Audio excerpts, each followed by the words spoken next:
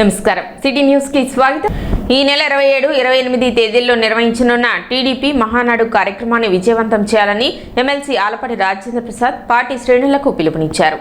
తెనాలిలో నిర్వహించిన సమావేశంలో ఆయన మాట్లాడుతూ కేంద్ర కార్యాలయంలో జరిగే మహానాడుకు సమానంగా తెనాలిలో కూడా క్లస్టర్ వారీగా కార్యక్రమాలు నిర్వహించాలన్నారు। తెనాలి నియోజకవర్గంలో ఉన్న 10 క్లస్టర్లలో పార్టీ నాయకులు కార్యకర్తలు సమన్వయంతో పనిచేసి మహానాడును విజయవంతం చేయాలని సూచించారు। ప్రతి కార్యకర్త పార్టీ బలోపేతానికి కృషి చేయాలని, మహానాడు ద్వారా పార్టీ సిద్ధాంతాలు ప్రజల్లోకి మరింతగా తీసుకువెళ్లాలని పేర్కొన్నారు। కార్యక్రమంలో టీడీపీ నాయకులు కార్యకర్తలు పాల్గొన్నారు। రేపు జరగబోయే 27, 28 2 రోజులు మహానాడు కార్యక్రమం నియోజకవర్గంలో 10 క్లస్టర్స్, ఏ క్లస్టర్కి ఆ క్లస్టరు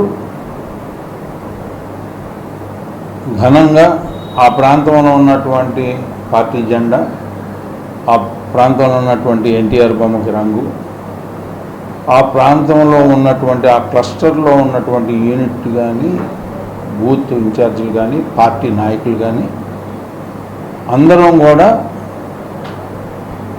ఎవరైతే ప్రధానంగా నియోజకవర్గ నాయకులు ఉన్నారో ఒక్కొక్క క్లస్టర్కి ఒక్కొక్క బాధ్యత తీసుకొని ఈ 10 క్లస్టర్లు కూడా ఆ 2 రోజులు కూడా మహానాడు ప్రధానంగా ఎక్కడైనా మహానాడు కార్యక్రమాలను పెట్టి ఏ రకంగా జరుపుకుంటారో ఈ రోజున క్లస్టర్ స్థాయిలో కూడా అదే రకంగా జరుపుకోవాలని చెప్పి తెనాలి నియోజకవర్గ తెలుగుదేశం పార్టీ నిర్ణయించుకోవడం జరిగింది। ఆ తమాషాల్లోనే ఎక్కడెక్కడ ఈ 10 సెంటర్లో అనేది ఈ 10 సెంటర్లో కూడా చక్కగా ఉదయం జెండాతో కార్యక్రమం, అదేవిధంగా తీర్మానాల మీద శ్రద్ధగా వినటం, వాళ్ళ స్పందన, అదేవిధంగా 2 రోజులు కూడా సంపూర్ణంగా కేంద్ర పార్టీ కార్యాలయంలో ఏ రకమైనటువంటి కార్యక్రమం నడుపుతూ ఉంటారు దానికి అనుగుణంగా ఈ 10 క్లస్టర్స్లో కూడా అదే రకమైనటువంటి కార్యక్రమంలో నిమగ్నమై ఈ యొక్క నూతన అధ్యాయానికి తెరతీసే విధంగా ఈ క్లస్టర్స్లో మహానాడు కార్యక్రమాన్ని కూడా విజయవంతం చేస్తామని చెప్పి చేయాలని చెప్పి, అది మన బాధ్యత, మన ఇంట్లో పండగ, ఇది మనందరి పండగ అనే భావంతో ఈ కార్యక్రమాన్ని దిగ్విజయం చేయమని చెప్పి ఈ సందర్భంగా కోరుకుంటూ శనివారం పట్టణంలో తూనికలు కొలతల శాఖ అధికారులు విస్తృత తనిఖీలు నిర్వహించారు। గంగనమ్మపేట, మార్కెట్ ప్రాంతం, వైకుంఠపురం ప్రాంతాల్లో ఫుట్పాత్ పై ఏర్పాటు చేసిన పండ్ల దుకాణాలను పరిశీలించారు। అదేవిధంగా చికెన్, పండ్లు, ఫిష్ మార్కెట్లలో కూడా తనిఖీలు చేపట్టారు।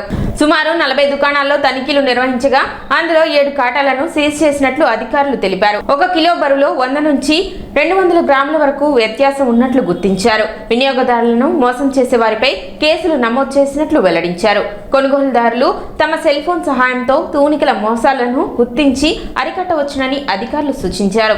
ఈ తనిఖీలను legal metrology deputy controller Hariprasad నిర్వహించగా SI Seshasai, technical assistant Ravikishore తదితర సిబ్బంది పాల్గొన్నారు।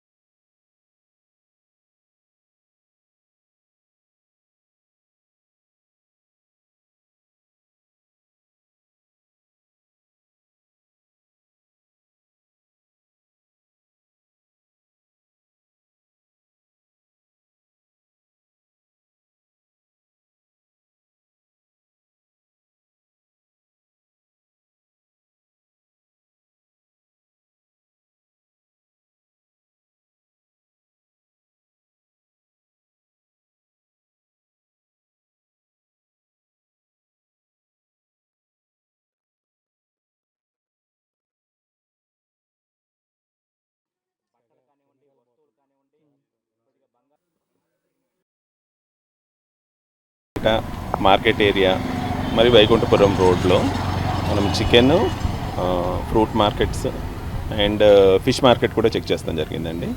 సుమారుగా ఒక 30-40 షాపుల దాకా మనము చెక్ చేయటం జరిగింది। దాంట్లో 7 కాటాలు మనం సీజ్ చేసాము।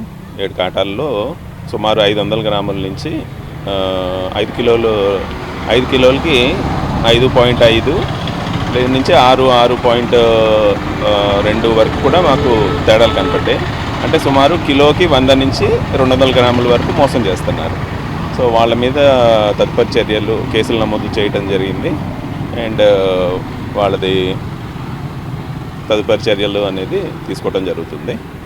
సో మన అందరికీ చెప్పవచ్చేదల్లా కూడా ఒకటే అండి, మనల్ని మనం కాపాడుకోవడానికి మన దగ్గర ఉన్న సెల్ ఫోన్ని వెయిట్ అనేది అందరూ పెట్టుకుంటే, సో ఆ సెల్ ఫోన్ అనేది కాటా మీద మనం పెట్టినట్టయితే మనల్ని మనం కాపాడుకోవచ్చు. అంటే 250 గ్రాములు సుమారుగా ఉందనుకోండి మీ ఫోను, 260 270 చూపించింది అని అంటే సుమారుగా కిలోకి 100 మోసపోతున్నట్టే లెక్క. చికెన్ కానీ మటన్ షాపుల్లో కానీ మీరు దాన్ని ఆ కరెక్ట్ వెయిట్ అనేది మీరు ఒకసారి పెట్టుకుని ఏ ఎలక్ట్రానిక్ కాటా మీద కూడా మీరు చెక్ చేసుకున్నట్టయితే మిమ్మల్ని మీరు deputy control legal metrology Guntur వారు ఆధ్వర్యంలో మార్కెట్ ఏరియా గంగానంపేట మార్కెట్లో పళ్ళబళ్ళు, తర్వాత చికెన్ మార్కెట్, మళ్ళీ ఇక్కడ వైకుంఠపురం ప్లాట్ఫామ్ అదే ఫుట్పాత్ మీద మా పుచ్చకాయలు మామిడి పళ్ళు మీద తనిఖీలు నిర్వహించాము. దగ్గర సార్ చెప్పినట్టు 25 చెక్ చేసాము. అందులో 7 కేసులు రాసాము. ఒక చికెన్ షాపు, మిగతాయి. తెనాలి పట్టణంలోని టీడీపీ కార్యాలయంలో శనివారం సీఎం రిలీఫ్ చెక్కుల పంపిణీ కార్యక్రమం నిర్వహించారు. ఈ కార్యక్రమంలో ఎమ్మెల్సీ ఆలపాటి రాజేంద్ర ప్రసాద్ లబ్ధిదారులకు చెక్కులను అందజేశారు. ఈ సందర్భంగా ఆయన మాట్లాడుతూ ఆర్థిక ఇబ్బందులు, వైద్య అవసరాలతో బాధపడుతున్న కుటుంబాలకు సీఎం రిలీఫ్ ఫండ్ ఎంతో ఉపయోగపడుతుందన్నారు. గత 2 ఏళ్ల కాలంలో తెనాలి నియోజకవర్గంలోనే సుమారు 7 నుండి 8 కోట్ల వరకు సహాయం అందజేసినట్లు తెలిపారు. ప్రజలకు అవసరమైన సమయంలో ప్రభుత్వం అండగా నిలుస్తుందని పేర్కొన్నారు. కార్యక్రమంలో టీడీపీ నాయకులు, కార్యకర్తలు, లబ్ధిదారులు పాల్గొన్నారు.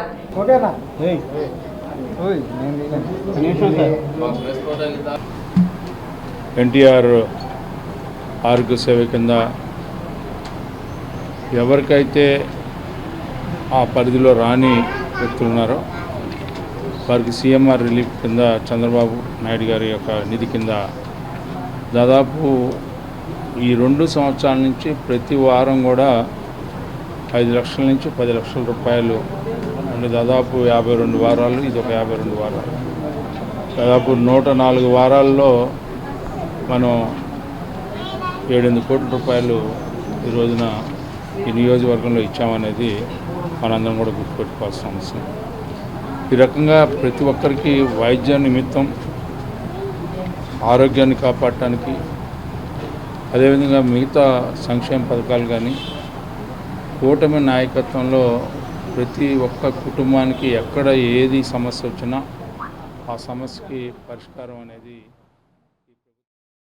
తెనాలి మున్సిపల్ వార్డుల విభజన ప్రక్రియ ఆమోదయోగ్యంగా జరిగిందని ఎమ్మెల్సీ ఆలపాటి రాజేంద్ర ప్రసాద్ తెలిపారు. తెనాలి మున్సిపాలిటీలో 40 వార్డులను 52 వార్డులుగా పెంచిన నేపథ్యంలో శనివారం ఆయన మున్సిపల్ కార్యాలయాన్ని సందర్శించి వార్డు విభజన ప్రక్రియను పరిశీలించారు. ఈ సందర్భంగా ఆలపాటి రాజేంద్ర ప్రసాద్ మాట్లాడుతూ 2, 3 చిన్నపాటి అభ్యంతరాలు మినహా మొత్తం వార్డుల యోజన ఆమోదయోగ్యంగా జరిగినట్లు వెల్లడించారు. ప్రజలకు మెరుగైన పరిపాలన అందించేందుకు వార్డుల పెంపు ఉపయోగపడుతుందని పేర్కొన్నారు. కార్యక్రమంలో పార్టీ నాయకులు, మున్సిపల్ అధికారులు పాల్గొన్నారు.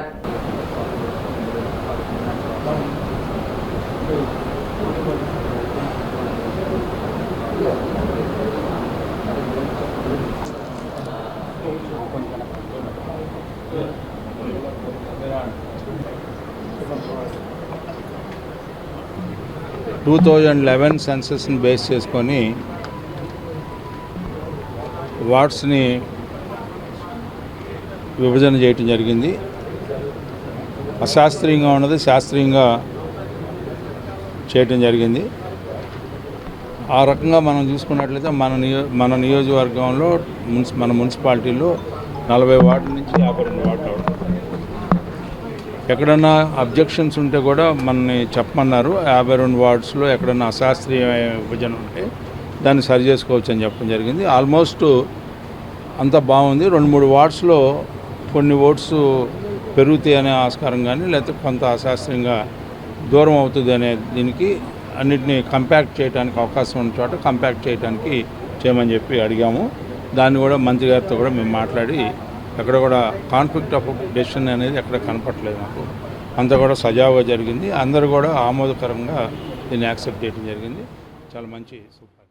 జనసేన ఎమ్మెల్యే ఆరవ శ్రీధర్ ముస్లిం మహిళలను ఉద్దేశించి చేసిన అనుచిత వ్యాఖ్యలను వక్ఫ్ బోర్డు డైరెక్టర్ షేక్ ఇస్మాయిల్ తీవ్రంగా ఖండించారు. శనివారం నిర్వహించిన సమావేశంలో ఆయన మాట్లాడుతూ మహిళల గౌరవాన్ని దెబ్బతీసే విధంగా మాట్లాడటం సరైంది కాదన్నారు. ప్రజాప్రతినిధులు బాధ్యతాయుతంగా వ్యవహరించాలని సూచించారు. ఈ వ్యవహారంలో తమకు అండగా నిలిచి మద్దతు తెలిపిన ముస్లిం సంఘాలు, ప్రజా సంఘాలు, నాయకులు ప్రతి ఒక్కరికి షేక్ ఇస్మాయిల్ కృతజ్ఞతలు తెలిపారు.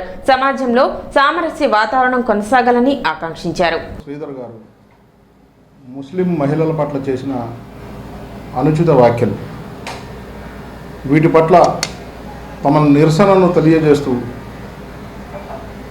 నా స్నేహితులు ఎవరైతే నా దళిత స్నేహితులు ఉన్నారో వారు, అదేవిధంగా దళిత సంఘాల నాయకులు ప్రతి ఒక్కరికి కూడా అతనిని ఖండిస్తూ సోషల్ మీడియాలో వివిధ మాధ్యమాల్లో వాళ్ళు ముస్లిం మహిళలకు సపోర్ట్గా మాట్లాడడం,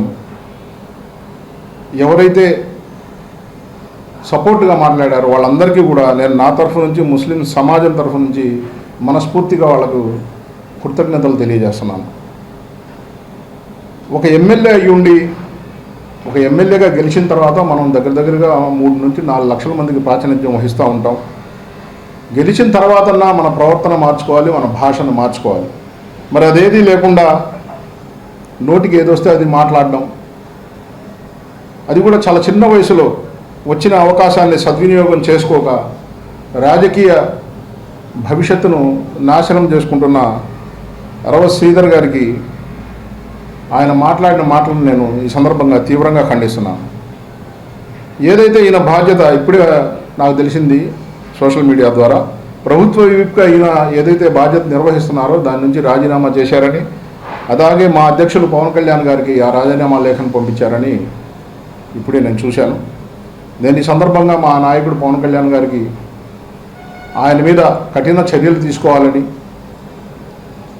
ఎందుకంటే జనసేన పార్టీ మహిళలకు అత్యంత గౌరవాన్ని ఇచ్చే పార్టీ. మా నాయకుడు ఎన్నికల ముందు చెప్పున్నారు, మహిళల పట్ల అనుచితంగా ఎవరు ప్రవర్తించినా ఉపేక్షించే అవకాశమే లేదని. కాబట్టి ఈయన మీద తగిన చర్యలు తీసుకోవాలని నేను ఈ మీడియా ముఖంగా డిమాండ్ చేస్తున్నాను. సిటీ న్యూస్ ఇంతటితో సమాప్తం. నమస్కారం.